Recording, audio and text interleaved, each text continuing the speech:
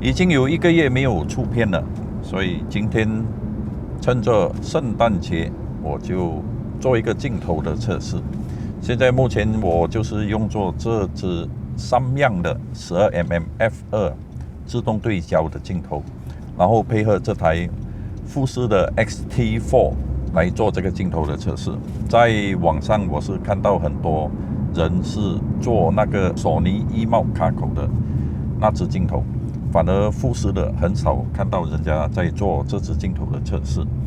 所以今天我就是要做这镜头12mm f2， 主要是要看配合这台富士的 XT4 以这个 vlogging style 的拍摄来测试这支镜头。最主要是说，到底这支镜头能不能取代其他富士的镜头呢？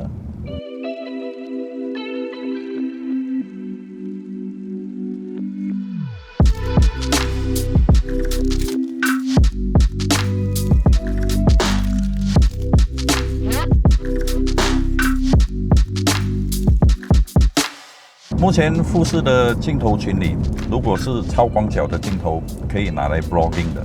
目前应该定焦镜头就是有那支富士的14mm f2.8， 这支镜头已经是推出好多年了。当然还有变焦镜头，就是那支10到24mm f4 那一支，然后有一支是8到16mm f2.8 那支变焦镜头。如果是说定焦镜头的话，以富士 X 卡口的，目前也是有一支蔡司的12mm f2.8， 这支镜头也是推出好久了。不过这几支镜头的价格都相当的高，如果对比Samyang这支12mm f2.0 的话，所以我很好奇，到底这支Samyang 12mm f2.0 的表现会是如何？因为它的价格比起其他那些富士的镜头呢，这支的价格真的是比较低，马币大概是1900块左右。所以我很好奇，到底这支镜头的表现会不会好过原厂的富士镜头，还有那支蔡司的12mm。如果是表现很不错的话，那么这支镜头其实是蛮推荐给喜欢要做 vlogging 的拍摄的，因为这个12mm 换算成全画幅的话，大概是18mm 的等效，所以我觉得这支镜头是蛮适合 vlogging 的。以目前来看，它的表现好像还不错哦。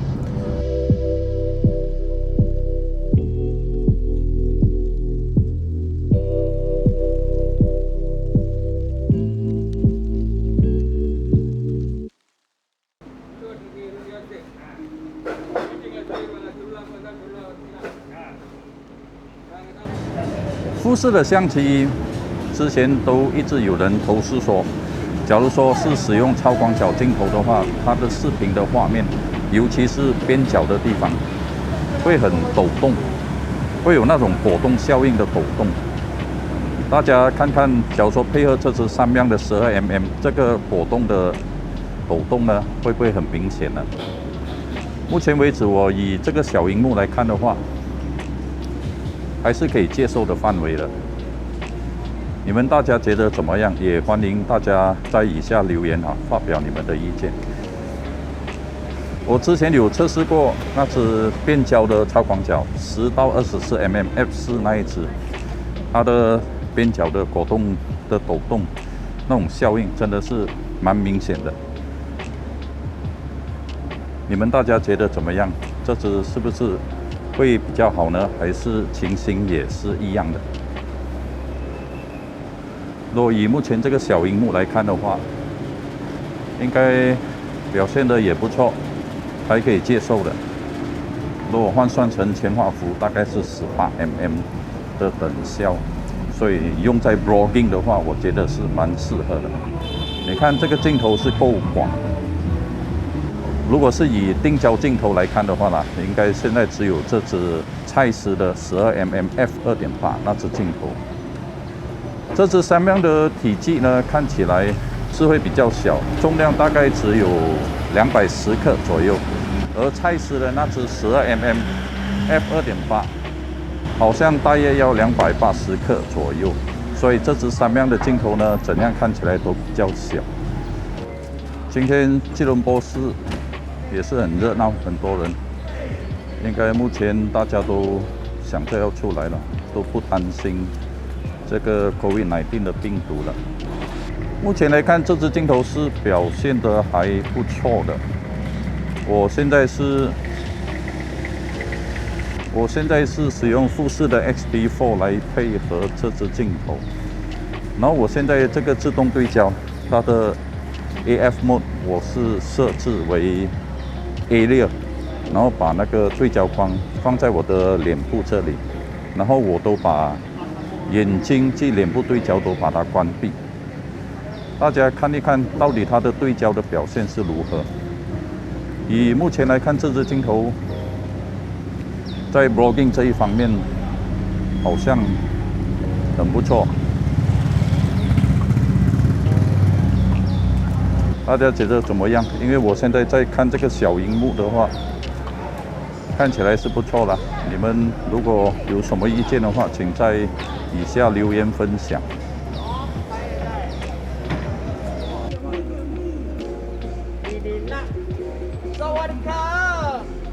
周圍靚仔，周圍靚女，周圍靚仔，周圍靚女，周圍靚仔，周圍靚女。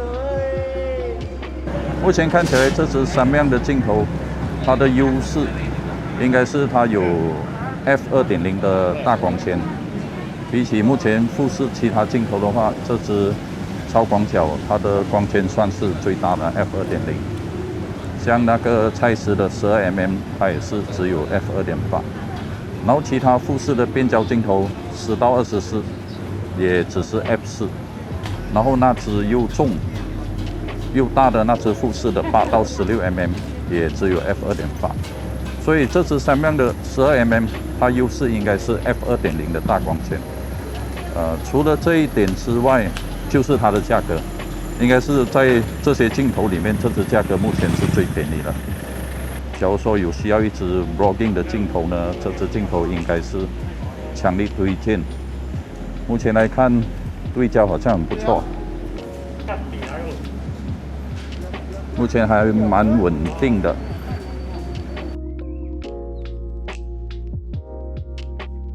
好，我现在 XT4 的那个 AF mode 那个自动对焦的设置，我是把它设置为猫地。然后眼睛及脸部对焦我都把它关闭。现在我们来看看它的对焦的稳定性。现在是没有眼睛及脸部对焦的情况之下，所以它的自动对焦都一直在晃来晃去，都一直在寻找它的对焦点。现在我就把它的眼睛及脸部对焦就把它启动，然后它的 AF mode。XT4 的 AF mode 就保持在猫地的设定，看看它的对焦会不会比较稳定呢？现在有这个眼睛及脸部对焦，就看起来它的对焦就比较稳定一点。它能够追踪眼睛及我的脸部，这样它的对焦就不会一直在那边晃，一直在那边寻找对焦点。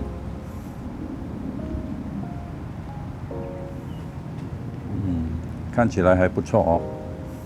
好，我现在就把这个口罩戴上去，相机又侦察不到我的眼睛及脸部对焦，所以它的对焦又不稳定了。所以用 AF mode 猫地的情况之下，就要注意这一点。好，现在我把口罩拿下来。其实前几天我就已经要把这个评测视频推出了，就是发现有这一个小问题，然后就是把这支镜头交回去做一些firmware update。目前看起来它也没有完全解决，我希望三样接下来会有更好的firmware来解决这个问题。我现在就使用它的 AF mode， 把它设在 A6， 然后只是把这个对焦框放在我的脸部，就看它的对焦会不会比较稳定。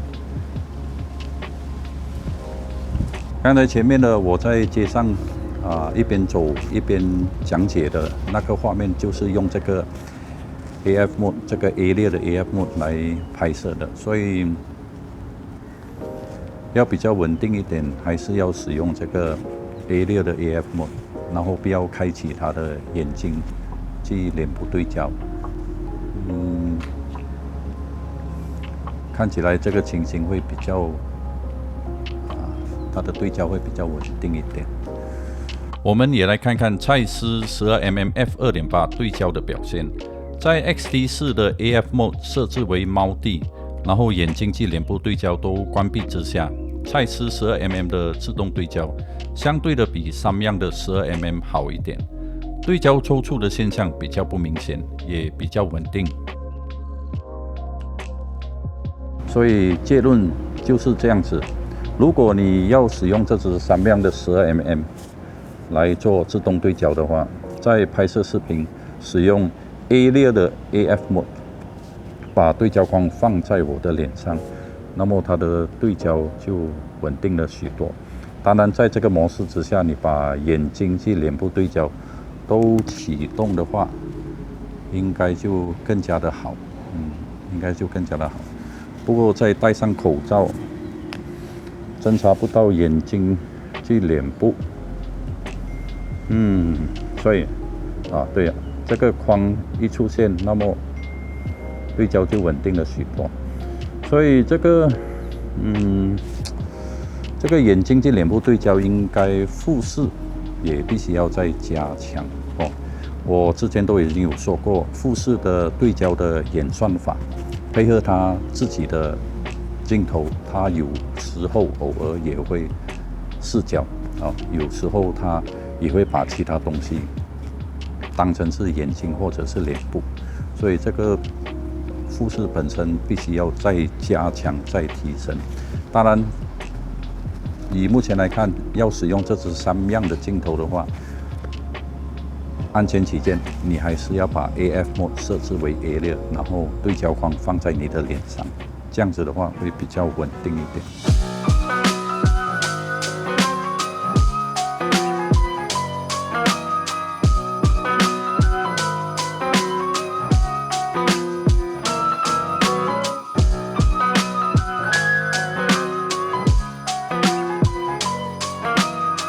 这支镜头在拍照方面呢，以目前来看，它的变形是控制得很好。对一支超广角镜头来讲，这支三样的12mm只有稍微的变形的存在，可以说不用做什么修正都 OK 的。然后它的镜头的锐度 f2 中央部分都有足够的锐度，当然它的边角会比较软一点点。不过我觉得它在光线全开，你拍视频或者是拍照片的话，还是可以使用。假如说你要达到整个画面的锐度的提升的话，建议你最好是缩小光圈，至少到 f4。所以这支镜头的表现算是很不错的，以这样的价格，我觉得性价比是超高的。不过它有一个少许的一些的问题，我相信用软体都可以修正的。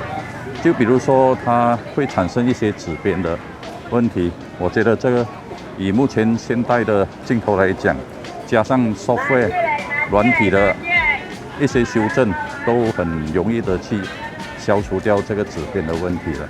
所以整体来看，这支镜头的表现算是很不错的。还有另外一点，它只是有稍微的呼吸效应。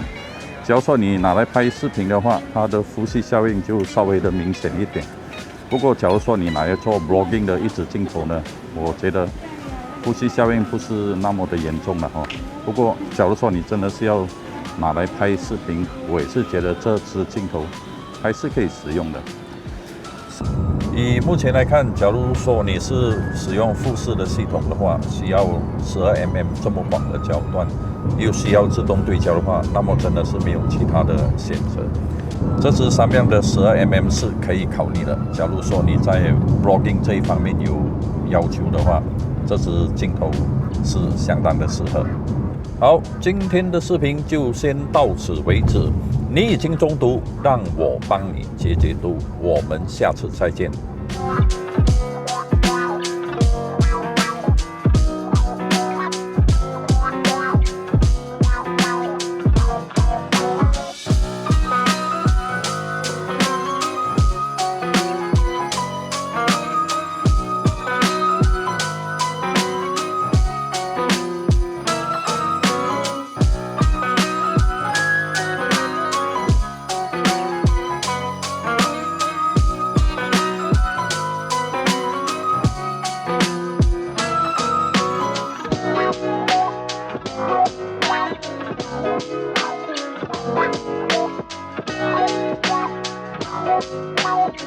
Wow.